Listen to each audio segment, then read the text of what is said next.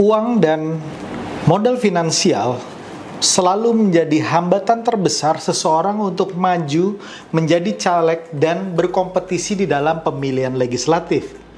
Tetapi tahukah Anda bahwa modal finansial sebenarnya hanya satu dari 5 modal utama yang penting bagi mereka yang mau maju sebagai calon legislatif?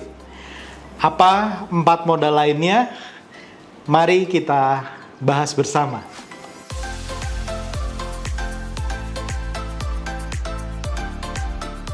Hai Sobat Politician Academy.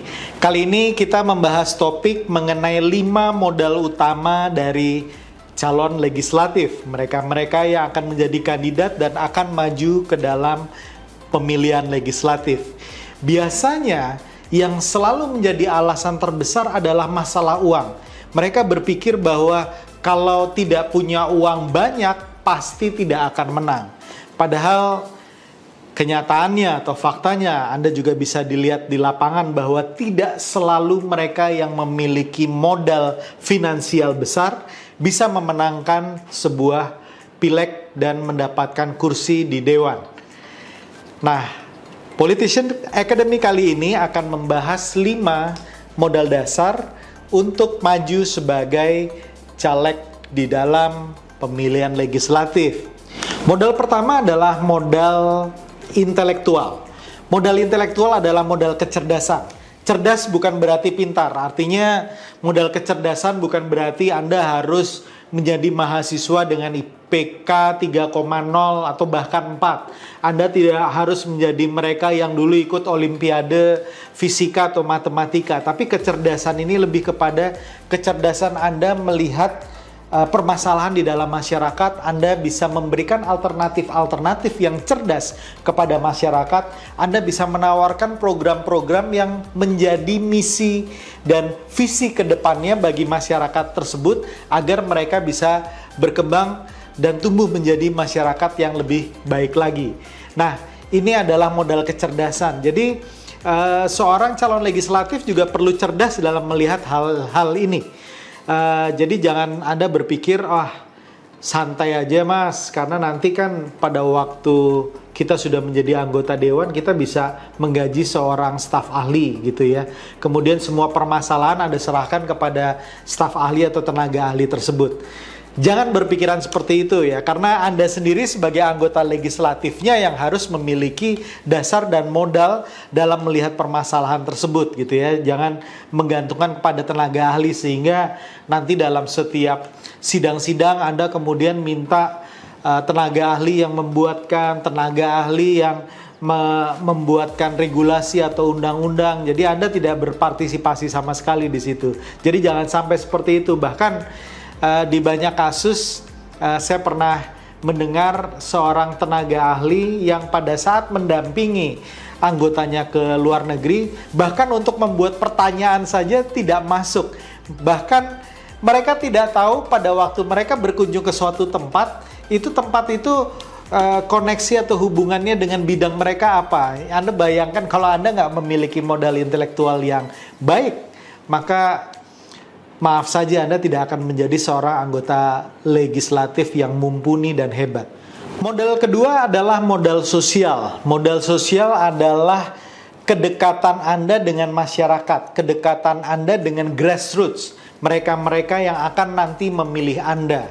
Nah, kedekatan ini biasanya muncul karena Anda sebelumnya sudah melakukan sesuatu di lingkungan tersebut, di tempat Anda akan dipilih, di dapil Anda, di tengah-tengah konstituen Anda. Jadi, Anda sebelumnya sudah melakukan kegiatan-kegiatan, atau saya sering menyebutkannya sebagai investasi sosial, di mana gerakan itu berupa bimbingan, berupa training, berupa partisipasi di dalam satu masyarakat, di dalam sebuah segmen tertentu, sehingga kemudian masyarakat melihat bahwa Anda memiliki kepedulian terhadap mereka, bahwa Anda memiliki message yang penting, yang kalau nanti Anda menjadi anggota legislatif, kemudian message tersebut yang merupakan permasalahan dari masyarakat itu mereka percaya akan bisa dibawa dengan baik oleh Anda sebagai wakil mereka. Jadi modal sosial penting, jaringan grassroots, bagaimana Anda terkoneksi dengan pemimpin-pemimpin informal dan pemimpin-pemimpin formal di dalam masyarakat tersebut sangatlah penting.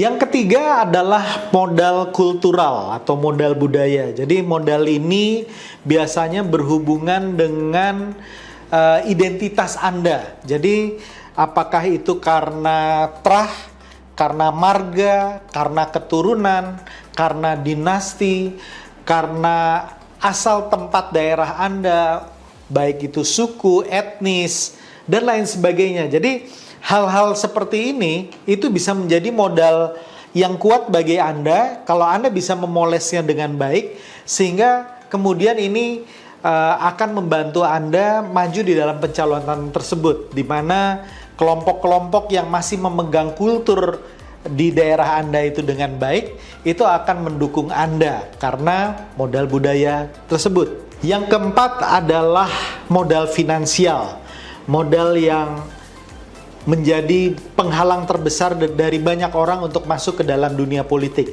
Tapi yang penting Anda bisa paham dulu bahwa ada beda antara political cost dan money politik, nggak bisa digabungkan. Karena political cost itu harus dikeluarkan. Political cost di dalam proses demokrasi memang tidak murah. Dan ini yang harus Anda juga miliki.